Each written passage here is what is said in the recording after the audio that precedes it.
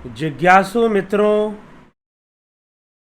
बहुत बहुत अभिनंदन है, स्वागत है आप सभी का दिव्य सृजन में।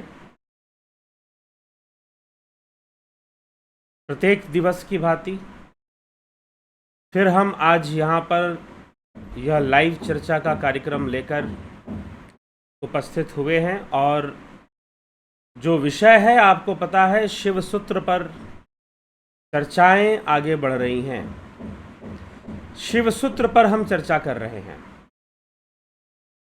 तो शिव सूत्र के 2 सूत्रों पर हमने चर्चा कर ली है, चैतन्य आत्मा और ज्ञानम बंध, अर्थात ज्ञान बंधन है, लेकिन ज्ञान तो बंधन है, लेकिन यह बंधन लगता किस प्रकार से है। ज्ञान का होना, इंद्रिय जनित ज्ञान का होना निश्चय ही बंधन है, लेकिन यह ज्ञान का बंधन किन किन रूपों में जीव को बांधता है, कैसे बांधता है, इसके लिए ही अगले सूत्र में आचार्य वसुगुप्त क्या लिखते हैं शिव सूत्रों में, योनिर्वर्गः कला शरीरम। योनि, वर्ग, कला और शरीर, यह 3 मल हैं। इस ज्ञान समूह से निवृत्त होने पर बंध भी निवृत्त हो जाता है। यह 3 मल हैं और यही 3 बंधन हैं, योनि, वर्ग, कला और शरीर। यह बंध 3 प्रकार का है। योनि अर्थात आणव रूप, जो कि निज रूप से हमें अलग कर देता है। योनि, सबसे पहला बंधन समझिए, योनि है, जो कि हमें आणव रूप में माना जाता है, वो जीव रूप में माना जाता है। वो आणव कहने का मतलब जीव, आणव मल भी कहते हैं उसको। यह आवरणात्मक है, मतलब इसमें आवरण है, और यह निज स्वरूप का निरोध कर देता है और हमें निज स्वरूप से, हमारा जो ओरिजिनल फॉर्म है, हम जो इन रियलिटी हैं, उससे हमें निज स्वरूप से, आत्म स्वरूप से हमें अलग कर देता है और हमें एक नया रूप, आणव रूप दे देता है, योनि रूप दे देता है हमें। ठीक है। दूसरा है कला। कला क्या है? कला वो कर्म संस्कार हैं जो हमें कर्मों में बांधते हैं। ठीक, वो कला है। और तीसरा बंधन है पुण्य और पापात्मक मल है, जिसे हम शरीर कहते हैं। मल अर्थात योनि और कला का जो मल रूप प्राप्त होता है वो शरीर है। स्थूल देहाड़, मांस, रक्त, मज्जा और स्नायु का इससे बना यह जो शरीर है, यह बनता है। तो ये 3 प्रकार से बंधन बनता है।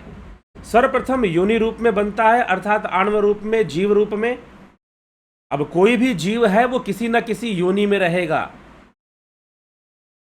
वो किसी न किसी योनि में रहेगा। मनुष्य योनि में रहे, स्वान योनि में रहे, गौ योनि में रहे, राक्षस योनि में रहे, देव योनि में रहे, प्रेत योनि में रहे, सर्प योनि में रहे, ये सारी योनियां ही तो हैं। ये सारी योनियां ही तो हैं जो कि मन, बुद्धि, चित्त, अहंकार से ही महत ब्रह्म योनि, महत ब्रह्म योनि से सारी सृष्टि मानी गई है। भगवान कृष्ण भी उसकी चर्चा करते हैं। तो यहां पर जो गूढ़ शब्द है, जो बहुत अधिक समझने योग्य है, वो है योनि शब्द, क्योंकि यह योनि पारमेश्वरी रूपा है, जगदम्बा रूपा है। इसी को महत ब्रह्म योनि कहा जाता है और यही संसार की सृष्टि करती है। कहते हैं कि जो पारमेश्वरी शक्ति है, पारमेश्वरी शक्ति, वह 3 रूप में प्रकट होती है, वामा, रौद्री और ज्येष्ठा, 3 रूप में। इसमें भी इनके 2 भाग हैं, एक घोर और एक अघोर। एक घोर की सत्ता है, घोर की शक्ति है, और एक अघोरी शक्ति है। तो ये तीन प्रकार की है, वामा, रौद्री और ज्येष्ठा। तो वामा शक्ति जो है वो संसार और संस्कृति का वमन करती है। कहने का तात्पर्य कि संसार का वमन करती है। वमन करना मतलब कि वो जैसे कि वो मल त्याग रही हो, उल्टी कर रही हो। वमन करना आप समझते हैं, वॉमिट कर देना। तो उसने संसार को इस प्रकार से जैसे वमन कर रही है, उसकी सृष्टि कर रही है।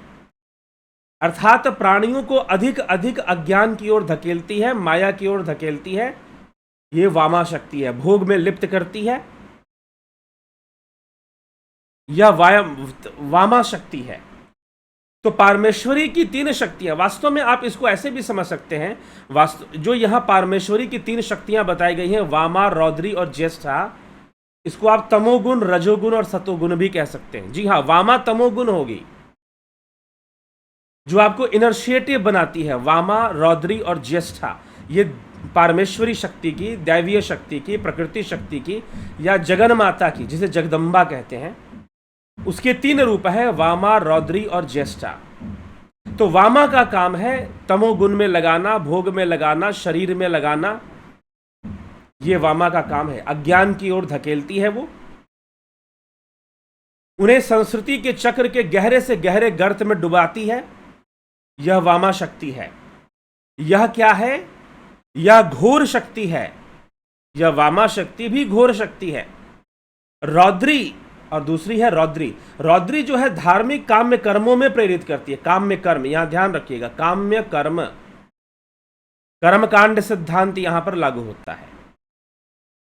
कर्मकांड सिद्धांत में 5 प्रकार के कर्म बताए जाते हैं: नित्य, निमित्त, काम्य, निषिद्ध और प्रायश्चित। काम्य जो कामनाओं के वशीभूत जो अनुष्ठान आदि किए जाते हैं, धार्मिक अनुष्ठान, उनके लिए कहा गया। तो रौद्रिक हमें, जो रौद्री शक्ति है वो हमें कर्म में लगाती है। ये कर्म करो, अच्छे ऐसे कर्म करो, वैसे कर्म करो। ये भी घोर शक्ति है। ये भी घोर है। वामा भी घोर है, महाघोर है, और ये घोर है। घोर बोल रहा हूं, ध्यान रखिएगा। तो रौद्री काम्य कर्मों में प्रेरित करती है और उनके जीवन को सुखमय बनाती है। रौद्री शक्ति कर्म शक्ति है, रजोगुण है। जो वामा शक्ति है, परमेश्वरी की जो वामा रूप है, जगन माता जगदम्बा की जो वामा रूप है, वह तमोगुणी शक्ति है, तमोगुण है। और रौद्री रजोगुण है। वो कर्म में लगाती है। जीव को इतना बोध हो जाता है कि हाँ, मुझे अच्छे कर्म करने चाहिए, मैं अपने अच्छे कर्मों से ही अपने जीवन को सुखी और शांत कर सकता हूं। रौद्री धार्मिक काम्य कर्मों में प्रेरित करती है, उनके जीवन को सुखमय बनाती है, क्योंकि वो कर्म करते हैं, परंतु उन्हें सुख के संग में फंसाए रखती है, इंगेज रखती है। वो धार्मिक कर्म कांडों में लगे रहते हैं कि ये कर्म कर लो, वो कर्म कर लो, अच्छा कर्म कर लो, पुण्य कर्म कर लो तो पुण्य फल मिल जाएगा, जीवन अच्छा हो जाएगा, बेहतर हो जाएगा। इन्हीं सब चीजों में वो आसक्त रहते हैं। ठीक है। ज्येष्ठा शक्ति, परमेश्वरी शक्ति के 3 रूप बताए गए, वामा, रौद्री और ज्येष्ठा। जो ज्येष्ठा है वो जीवों को मोक्ष प्राप्त करवाती है, मोक्ष की ओर ले जाती है। तो यह अघोर है। घोर और अघोर। शैव दर्शन को अघोर दर्शन भी कहते हैं। शैव अद्वैत दर्शन को अघोर दर्शन भी कहते हैं। अघोर मतलब वह आत्मा, वह निज स्वरूप, वह ब्रह्म अघोर है। उसमें कुछ भी घोर नहीं है, अति नहीं है। वह बायस्ड नहीं है, अति नहीं है उसके अंदर किसी भी चीज की। वो सर्वदा अघोर है, वो अघोर शक्ति है। ये 3 परमेश्वरी शक्तियां समूहात्मक रूप से प्रकट होकर एक जीव के साथ सदा लगी रहती हैं। वामा शक्ति, रौद्री शक्ति और ज्येष्ठा शक्ति, ये तीनों ही लगी रहती हैं जीव के साथ। और यह यहां पर, क्योंकि यहां पर प्रकृति या माया शब्द का प्रयोग शैव दर्शन में नहीं होता, तो उसे शक्ति रूप मानते हैं, परमेश्वरी शक्ति रूप मानते हैं। और उसी के 3 अंग हैं, उसी के 3 रूप हैं, वामा, रौद्री और ज्येष्ठा। ये 3 शक्तियां हैं। वामा तमोगुण में लगाकर इस संसार में हमें घोर गर्त में ले जाती है। रौद्री हमसे कर्म करवाती है कि भाई अच्छे अच्छे कर्म करोगे तो तुम्हें अच्छे फल मिलेंगे, लेकिन यह भी तो हमें फंसा कर ही रखती है। लेकिन जो ज्येष्ठा है वो अघोर शक्ति है, वो मोक्ष की ओर ले जाती है। तो ये तीनों परमेश्वरी शक्तियां समूहात्मक रूप से, मतलब कि कलेक्टिवली, समूहात्मक रूप में प्रकट होकर एक एक जीव के साथ लगी रहती है। यह ज्येष्ठा ही अघोर नामक शक्ति वर्ग के रूप में प्रकट होती है।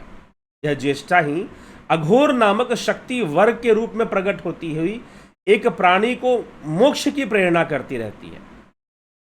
रौद्री के व्यूह की शक्तियों को घोर शक्तियां कहते हैं, क्योंकि वो प्राणी को फंसा के रखती है, कर्म कांडों में उलझा के रखती है, कर्मों में उलझाए रखती है कि तुम बहुत अधिक पुण्य करो, अच्छे कर्म करो।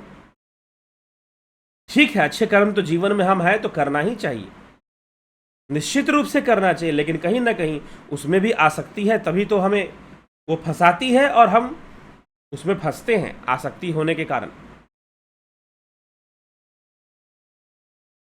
ठीक,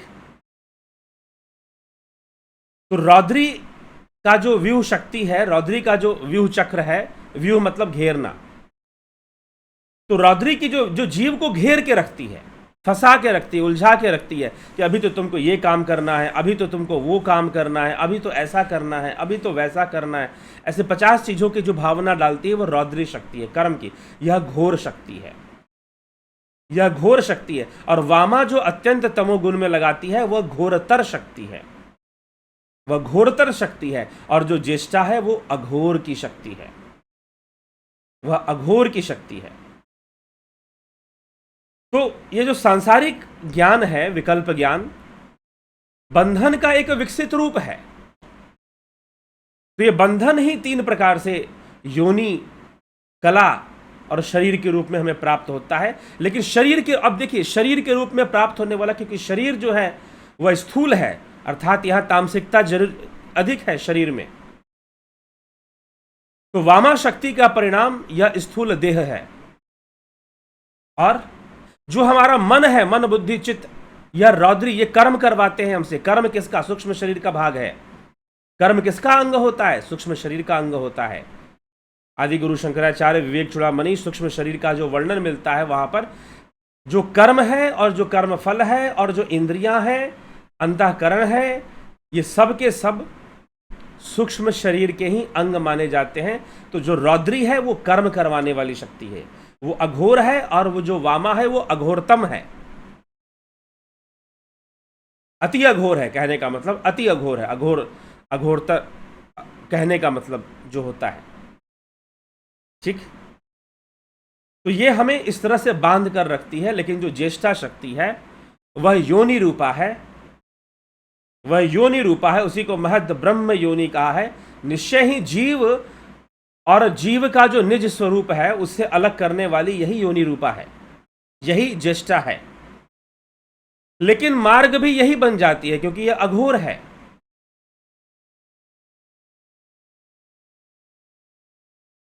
ठीक, तो जो घोर है उसमें क्या होता है कि निज स्वरूप का ज्ञान नहीं होता।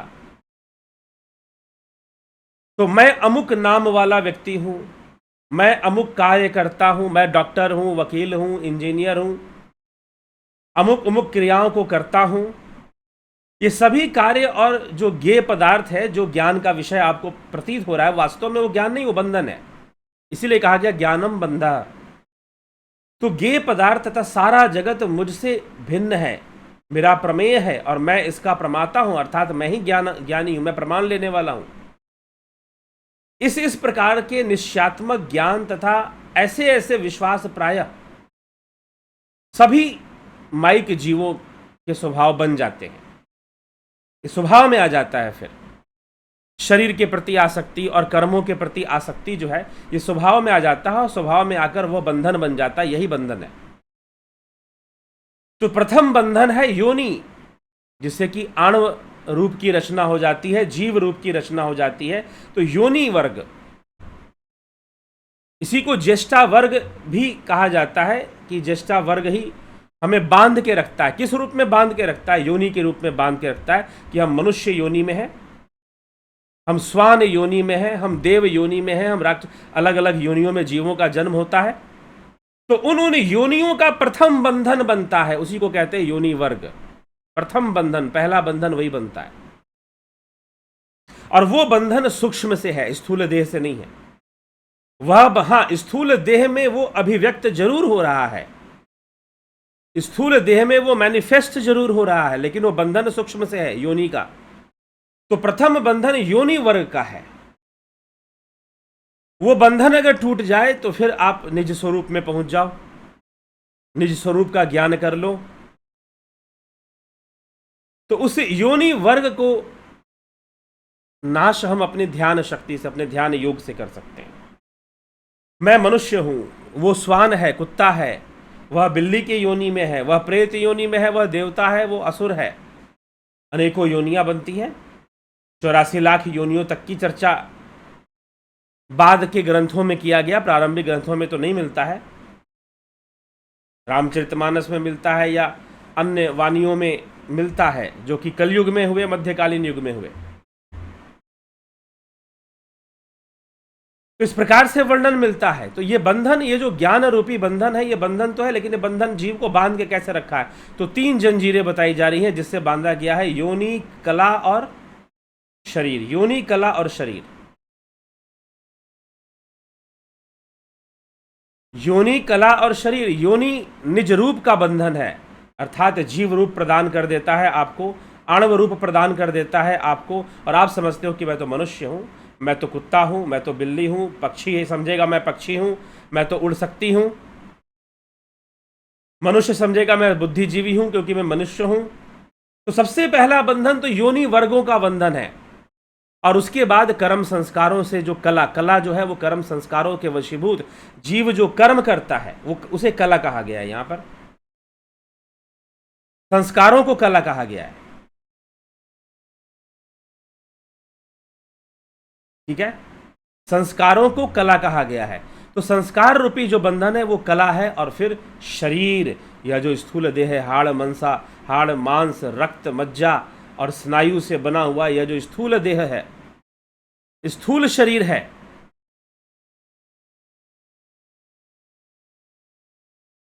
यह स्थूल देह, यह स्थूल शरीर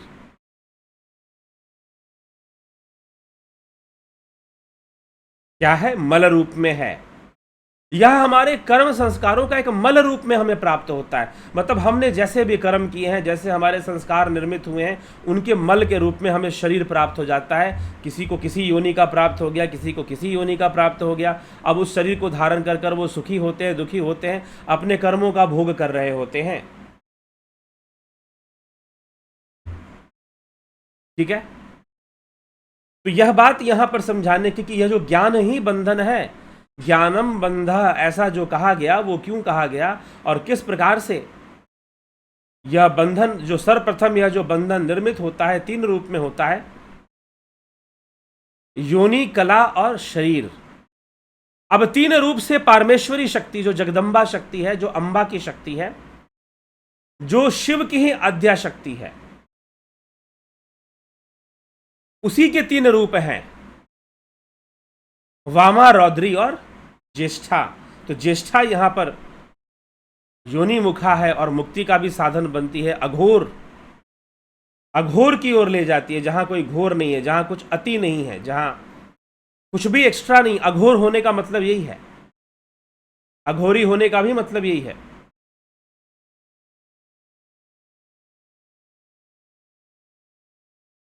तो अघोर की ओर हमें जाना चाहिए, घोर की ओर नहीं। और जो रौद्री है वो हमें काम कर्मों में लगाती है। तो कला, कला का निर्माण, कला रूपी बंधन का निर्माण रौद्री कर देती है। शरीर रूपी बंधन का निर्माण वामा कर देती है। वमन कर करना, मल, मल से बोला गया कि कला का मल, जो कर्म संस्कार है, उसी का मल रूप में ये शरीर प्राप्त हो जाता है। तो किसी को कैसा शरीर प्राप्त हुआ, किसी को कैसा, थोड़ा पुण्य कर्म हुए तो अच्छा शरीर प्राप्त हो गया, मनुष्य देह मिल गया, और मनुष्य देह में भी अच्छा स्वास्थ्य मिल गया। थोड़े पाप कर्म हुए तो पता नहीं और क्या क्या मिल जाएगा, कमजोर शरीर भी मिल जाएगा फिर।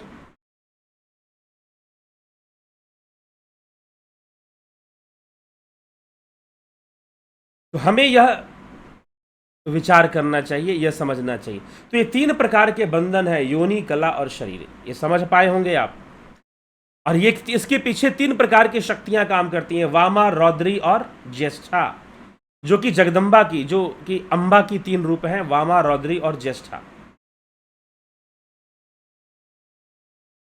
वो राक्षसों का वध करने वाली देवी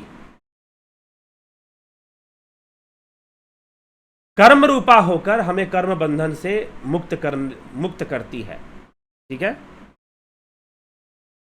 तो इसीलिए कर्म बंधन में हमें बंधाए रखना, ये कला, इसे हम कला कहते हैं। और फिर शरीर, तो योनि, वर्गः, कला, शरीरम, इस प्रकार से यह सूत्र कहा गया है। तो ये तीनों ही बंधन है, योनि भी बंधन है। पहला बंधन योनि है, क्योंकि वह निज स्वरूप का निरोध कर देती है। जो व्यक्ति है अपने निज स्वरूप आत्मा को ना देकर अपनी योनि को देखता है कि मैं तो कुत्ता हूं, मैं तो मनुष्य हूं, मैं तो चिड़िया हूं, मैं तो ये हूं, मैं तो वो हूं। वो अपने निज स्वरूप का साक्षात्कार नहीं करता, आत्म स्वरूप को नहीं जानता, और अपने शरीर को देखकर ही अपनी पहचान बताता है कि मैं तो मनुष्य हूं, मैं तो गाय हूं, मैं तो भैंस हूं, या मैं प्रेत योनि में हूं, या फिर मैं ऐसे हूं या मैं वैसे हूं। अपने ही गुणगान कर देगा वो। तो ऐसा मैं नहीं होना चाहिए। इसीलिए यहां पर यह जो श्लोक है, जो प्रसंग है, इसे हम समझ पाएंगे। तो प्रथम बंधन योनि का बंधन, फिर का दूसरा बंधन कर्म संस्कार का बंधन, और आखिरी बंधन इस स्थूल देह का बंधन।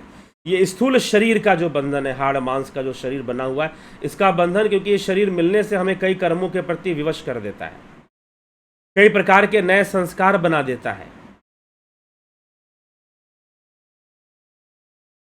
ठीक है। तो अनेकों नए संस्कारों का निर्माण हो जाता है और हम उसमें फंस जाते हैं, और बार बार मल के रूप में हमें यह शरीर मिलता रहता है, कर्म संस्कार भी मिलते रहते हैं, हम उसी में उलझे रहते हैं। ठीक है। तो ये सब तथ्य विचार कर लेने से हमें समझ में आ जाता है कि योनि कैसे बंधन है, कला कैसे बंधन है, और शरीर तो बंधन है ही। ये तो जगत जाहिर है, सब लोग जानते हैं कि भाई हाँ, शरीर बंधन है। तो इस प्रकार से हमारे शास्त्र हमें समझाते हैं कि बंधन क्या है, ज्ञान ही बंधन है। क्योंकि यहां पर योनि का ज्ञान हो जाता है कि मैं तो ये इस योनि में हूं, मैं तो ये हूं। कोई श्वान है तो समझेगा मैं तो श्वान हूं भाई, कोई गाय है तो समझेगी कि मैं गाय हूं भाई। हम मनुष्य है तो हम अपने आप को मनुष्य समझते हैं, पर हम आत्मा हैं। आत्मा ना मनुष्य है, ना पशु है, ना नर है, ना नारी है। इन सब भेद से आत्मा परे है।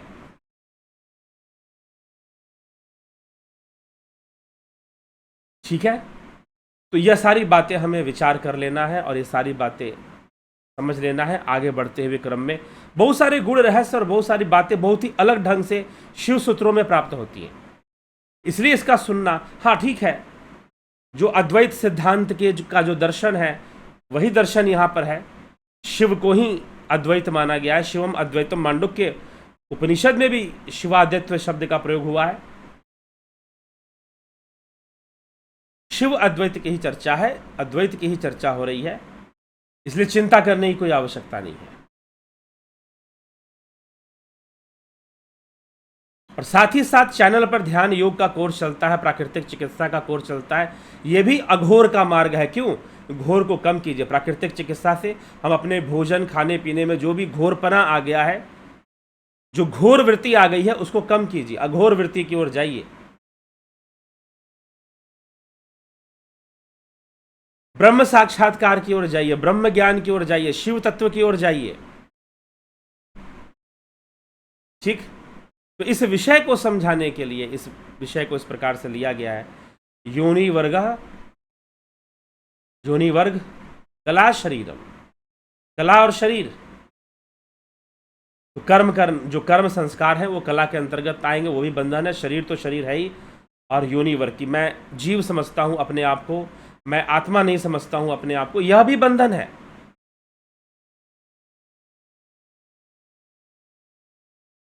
ठीक है। तो हमें यह विचार करना है, और इन सभी विषयों पर विचार कर समझकर अघोर का मार्ग अपना, अघोरी बनना। अघोरी बनने का मतलब क्या? कोई भी कपड़े उपड़े पहन लो जैसे तैसे और जंगल के अंदर या शमशान घाटों में घूमते रहो, जैसा कि देखने को मिलता है घोरियों लोग के बारे में। तो वो अघोरी नहीं, वो तो घोरी हो गए फिर, क्योंकि उन्होंने अति कर दिया। और अघोरी कभी अति नहीं करता, सामान्य जीवन जीता है, सामान्य रूप से ही लोगों को बड़े बड़े साधना के उपदेश भी देता है।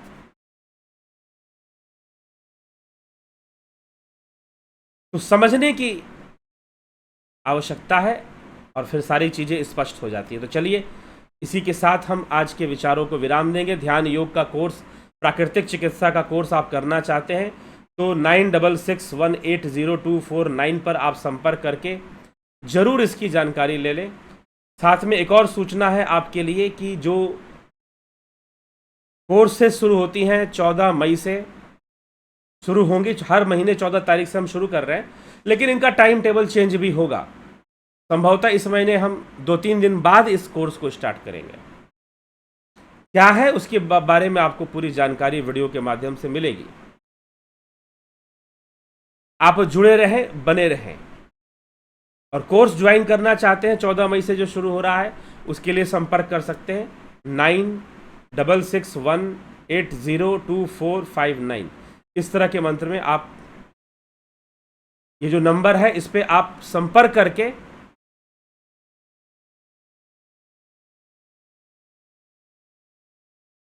जानकारी ले सकते हैं।